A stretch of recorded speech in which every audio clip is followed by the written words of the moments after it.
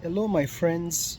I hope that this finds you well from wherever and whenever you're tuning in. I find that one of the coolest yet sometimes interesting conundrums is the dual reality in which you and I exist. What I mean by that is that you and I are man, we are human, but yet we have divinity in ourselves.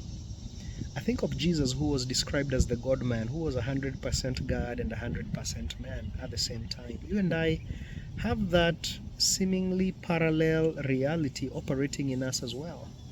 Yes, we have a body that is flesh and blood, and we have a mind that drives our lives, but at our core, we are spirit. That part of us that is spirit is the breath of God. That's unquantifiable, it's infinite, it's unlimited, it's eternal. And as somebody said, we are spirit beings living in a physical experience. In other words, we are doing that dance, that yin yang of divinity and humanity, of infinitude and infinity and temporariness, of unlimitedness and limitedness, if you will. And at our core, though, we are spirit. And our spirit being that part of us that is divine, that part of us that is connected to the divine that's all powerful, that's all knowing, that's all present, that's all virtuous. We were designed to live from that place. That is supposed to be our command center. It's supposed to be the engine that drives our lives.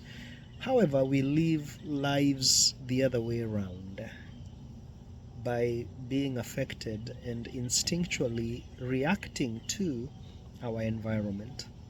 In other words, our physical world, and if you will, sometimes our psychological world, drives the agenda, as opposed to our spirit informing our psychology, which informs our physicality, our physiology.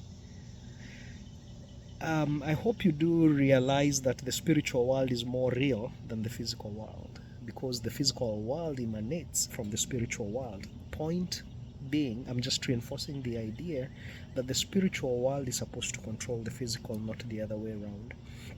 And so talking about dual realities, for those of us who are in the faith, we understand that at the cross 2,000 years ago, Jesus bought the victory, with the incomparable price of his blood.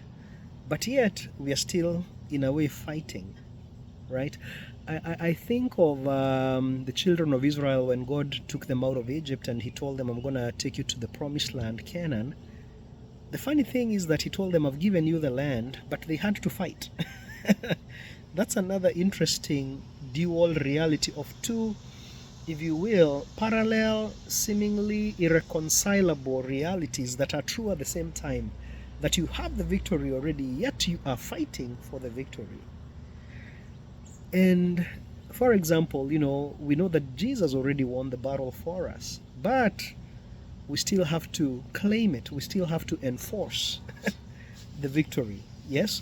Like the children of Israel, the promise was given. God had already given them the capacity. He'd already promised that he was going to fight for them, go before them, but they had to manifest, to enforce that which God had already done. And it's that balance, if you will, between human responsibility and divine sovereignty. That on the one hand, God is sovereign, but on the other hand, he partners with us. So anyway, the message for today is maybe to just say, hey, to make you aware or remind you, resensitize you to that dual reality that you and I live in, of humanity and divinity, and also that dual reality of having the victory and fighting from victory, yet at the same time, you're kind of fighting at the same time. That reality of done and doing. That reality of you already are who God says, yet you are at the same time on the journey of becoming. Isn't that crazy? How the oak tree, as they say, is in the acorn. In other words, all the DNA, all the potential, all the resources are the full oak tree, and the instructions of the oak tree are inside the acorn, yet the acorn has to grow and become, to to become that which it already is inside of itself. So anyway, I've been talking lately about planting seeds of our thoughts, our words, and our actions, and living in that dual reality and intentionally planting those seeds looks like this. Speaking, thinking that future, that amazing victory that God has for you, you have to think it to cause it to be. You have to speak it to cause it to be, and then you have to take action to enforce it, to manifest it and cause it to be.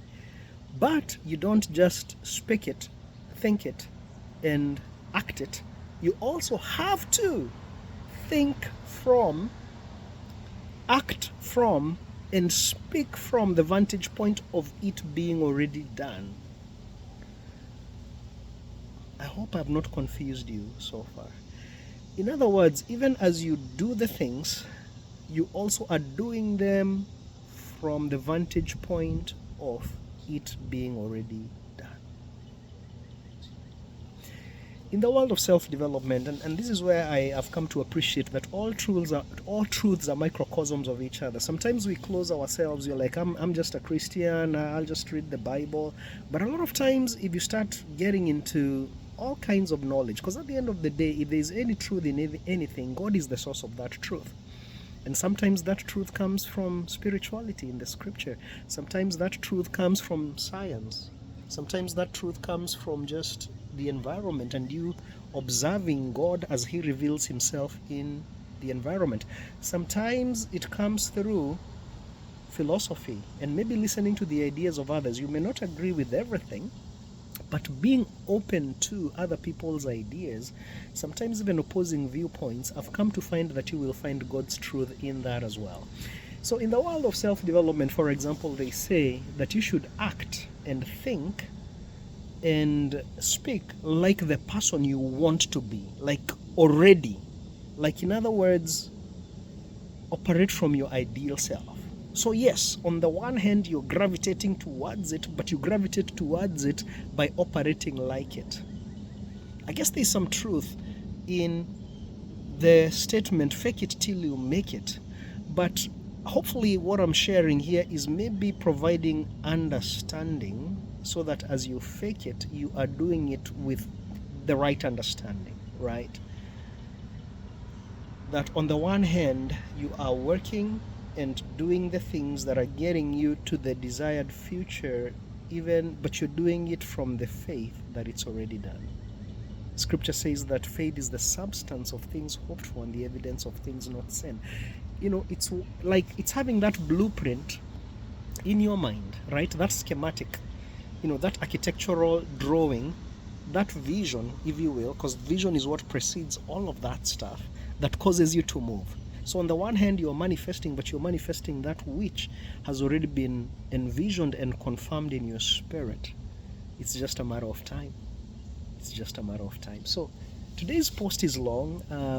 I've hopefully engaged in some things that I think, have some depth to them, some ideas that if you actually take the time, you can chew on that for a minute.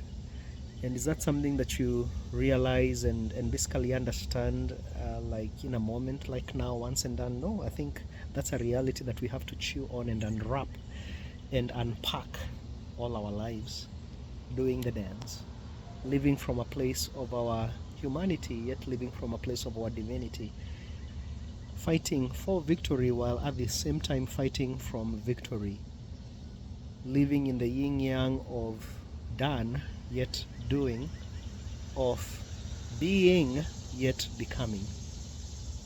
All right, that's it, my friend. Blessings to you and have a great day. Bye.